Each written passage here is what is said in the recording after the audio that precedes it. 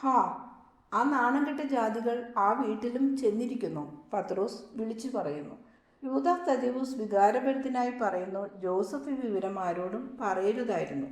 എന്നാൽ എനിക്കറിയാം, അതവൻ എല്ലാവരോടും പറയാൻ വേണ്ടി മരിക്കുകയായിരുന്നു എന്ന്. ചെന്നായ്ക്കളുടെ കൂവൽ കേട്ട് ആരും പേടിക്കാൻ പോകുന്നില്ല, ഫിലിപ്പ് പറയുന്നു. അവർ ചെന്നായ്ക്കളല്ല എന്നതാണ് കുഴപ്പം, അവർ കടുവകളാണ്. ജീവനുള്ള ഇരയെ തേടുകയാണവർ. കറിയോത്തുകാരൻ പറയുന്നു. അനന്തരം തീഷ്ണനോട് നമ്മൾ മനസ്സിലാക്കിയ വിവരങ്ങൾ ഇവരോട് പറയൂ എന്ന് പറയുന്നു. അതേ ഗുരുവേ, യൂദാസ് ഭയപ്പെട്ടത് ശരിയാണ്. ഞങ്ങൾ അരിമത്യാക്കാരൻ ജോസഫിനെയും ലാസറസിനെയും കാണാൻ പോയി.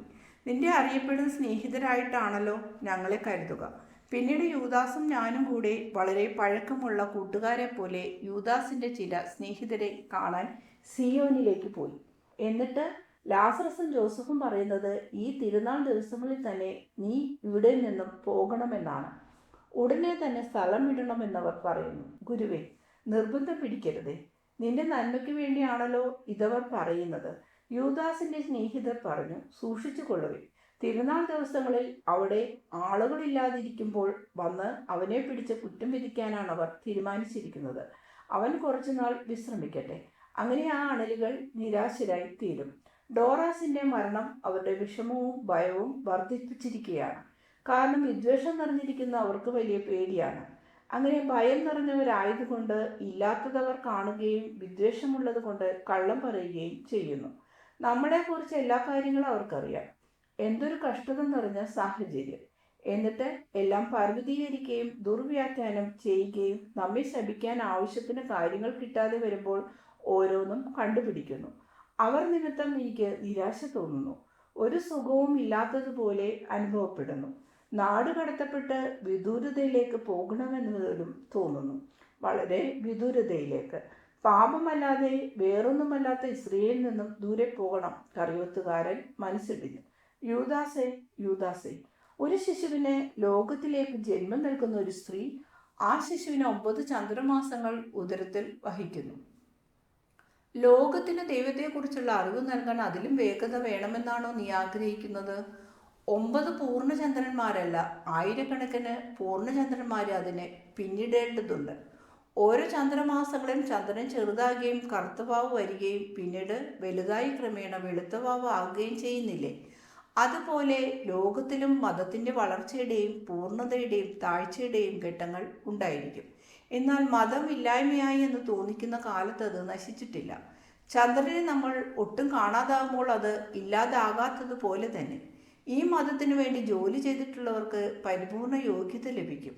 ഭൂമിയിൽ വളരെ ചെറിയൊരു ഗണം വിശ്വാസികൾ മാത്രമേ ശേഷിക്കുന്നുള്ളൂവെങ്കിലും അവരുടെ സമ്മാനത്തിന് കുറവുണ്ടാകുകയില്ല. സന്തോഷമായിരിക്കും. വിജയത്തിൽ വേഗം ആഹ്ലാദിക്കുകയും പരാജയത്തിൽ വേഗം മനസ്സിടുകയും അരുത്. എന്നാൽ നമുക്ക് പോകാം.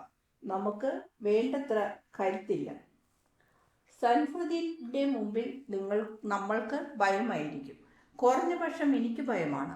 മറ്റുള്ളവരുടെ കാര്യം എനിക്ക് അറിഞ്ഞുകൂടാ. ഏതായാലും അത് പരീക്ഷിച്ചു നോക്കുന്നത് വിവേകമായിരിക്കുമെന്ന് തോന്നുന്നില്ല. നബൂഖദ്നേസറിന്റെ കൊട്ടാരത്തിലെ 3 യുവാക്കന്മാരെ പോലെയൊന്നുമല്ല നമ്മൾ.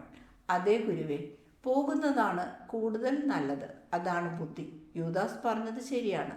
നിന്റെ അമ്മയും ബന്ധുക്കളും അതുതന്നെയല്ലേ പറയുന്നത്? ലാസറസും ജോസഫും. അവർ ഇവിടെ വരാൻ നമ്മൾ ഇട കൊടുക്കരുത്. ഈശോ കൈകൾ നീട്ടിപ്പിടിച്ചുകൊണ്ട് പറയുന്നു, നിങ്ങൾ ആഗ്രഹിക്കുന്നത് പോലെ ആകട്ടെ. എന്നാൽ നമ്മൾ പിന്നീട് ഇവിടെ തിരിച്ചു വരും. എത്രയധികം ജനങ്ങൾ വരുന്നു എന്ന് നിങ്ങൾ കണ്ടല്ലോ. നിങ്ങളുടെ ആത്മാക്കളെ ഞാൻ നിർബന്ധിക്കുകയോ പരീക്ഷിക്കുകയോ ചെയ്യുകയില്ല. ശരിക്കു പറഞ്ഞാൽ നിങ്ങൾ അതിന് തയ്യാറായിട്ടില്ലെന്നാണ് എനിക്ക് തോന്നുന്നത്. എന്നാൽ നമുക്ക് സ്ത്രീകൾ കൊടുത്തയച്ച് സമ്മാനങ്ങളൊക്കെ നോക്കാം.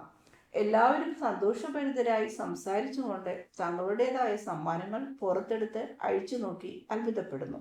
വസ്ത്രങ്ങൾ, ചെരുപ്പുകൾ, ഭക്ഷണങ്ങൾ ഇവയെല്ലാമാണ് അമ്മമാരും ഭാര്യമാരും കൊടുത്തയച്ചിരിക്കുന്നത്. ഈ സമ്മാനങ്ങളെല്ലാം കാണുവാൻ ഓരോരുത്തരും ഈശോയെ ക്ഷണിക്കുന്നു.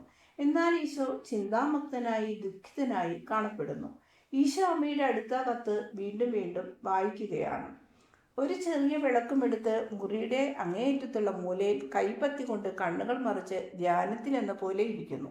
എന്നാൽ ഈശോ വേദനിക്കുകയാണ്.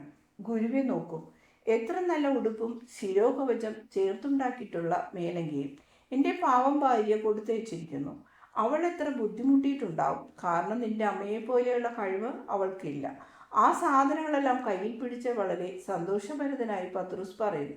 ശരി, നന്നായിരിക്കുന്നു, വളരെ നന്നായിരിക്കുന്നു. അവൾ സമർത്ഥിയായ ഒരു ഭാര്യയാണല്ലോ, ഈശോ കാരുണ്യപൂർവ്വം പറയുന്നു. എന്നാൽ ഈശോയുടെ ചിന്തകൾ അവിടെ നിന്നെല്ലാം വളരെ അകലെയാണ്. ഞങ്ങളുടെ അമ്മ നല്ല കട്ടിയിൽ നെയ്യ് തുണിക്കൊണ്ട് 2 ഉടുപ്പുകൾ ഉണ്ടാക്കി കൊടുത്തയച്ചിരിക്കുന്നു. പാവം അമ്മ.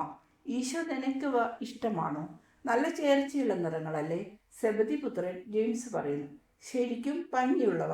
നിനക്ക് നല്ലവണ്ണം ചേരും ജെയിംസേ, ഈശോ മറുപടി പറയും. നോക്കൂ, ഈ ബെൽറ്റുകൾ നിന്റെ അമ്മ ഉണ്ടാക്കിയതാണ്.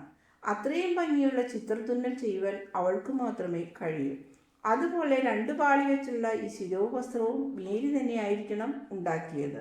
വെയിലധികം കൊള്ളാതിരിക്കാൻ അത് സഹായിക്കും. നിന്റേതുപോലെ ഇരിക്കുന്നു. കുപ്പായം അതുപോലെയല്ല, അത് അമ്മ തന്നെ നെയ്തതാണ്. പാവം അമ്മ. കഴിഞ്ഞ വേനൽക്കാലത്ത് ചീന്തിയ കണ്ണീരെല്ലാം കഴിഞ്ഞപ്പോൾ കാഴ്ച തന്നെ ശരിക്കില്ല. പലപ്പോഴും നൂൽ പൊട്ടിപ്പോകുന്നു. എന്തൊരു സ്നേഹം നിറഞ്ഞ അമ്മ. യൂദാസ് തദേവൂസ് കടും ചുമപ്പായ വസ്ത്രം ചുംബിച്ചുകൊണ്ട് പറയുന്നു. ഗുരുവേ, നിനക്കൊരു സന്തോഷവും ഇല്ലല്ലോ. അവസാനം ബെർത്തലോമിയ പറയുന്നു. നിനക്കായി കൊടുത്തയച്ച സാധനങ്ങളും നീ നോക്കുന്നത് പോലുമില്ല. അവനത് സാധ്യമല്ല. തീഷ്ണനായ സൈമൻ ചൂണ്ടിക്കാണിക്കുന്നു.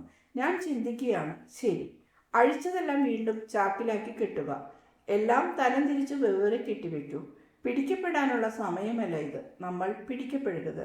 രാത്രി കുറേ ആകുമ്പോൾ നിലാവെളിച്ചത്തിൽ നമുക്ക് പുറപ്പെടാം. ആദ്യം ഡോക്കോയിലേക്ക്, പിന്നീട് ബെഥനിയിലേക്കും. എന്തിന് ഡോക്കോയിലേക്ക് പോകണം? കാരണം മരണാസന്നയായ ഒരു സ്ത്രീ അവിടെയുണ്ട്. ഞാൻ അവളെ സുഖപ്പെടുത്താനായി അവൾ കാത്തുകിടക്കുകയാണ്. നടത്തുകാരനോട് പറയുന്നില്ലേ?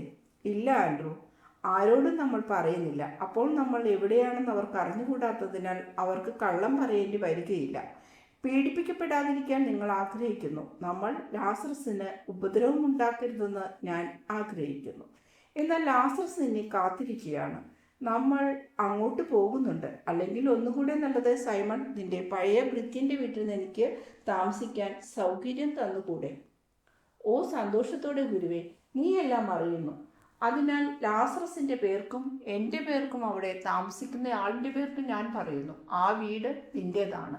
നമുക്ക് പോകാം, വേഗമാകട്ടെ. കാരണം സാബത്ത് ആരംഭിക്കുന്നതിന് മുമ്പ് നമുക്ക് ബെഥനിയിലെത്തണം. പെട്ടെന്നുള്ള പുറപ്പാടിന് തയ്യാറാവാൻ എല്ലാവരും വിളക്കുകളുമായി ഓരോ ജോലിക്ക് പോയി. ഈശോ തനിയെ ഇരിക്കുന്നു.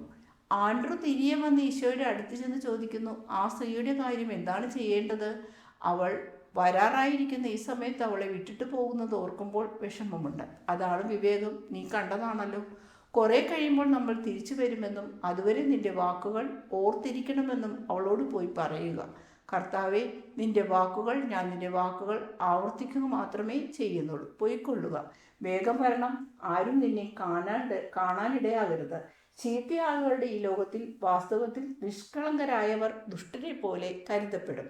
ഈ വലിയ സത്യത്തിന്മേൽ ദർശനം അവസാനിക്കുന്നു.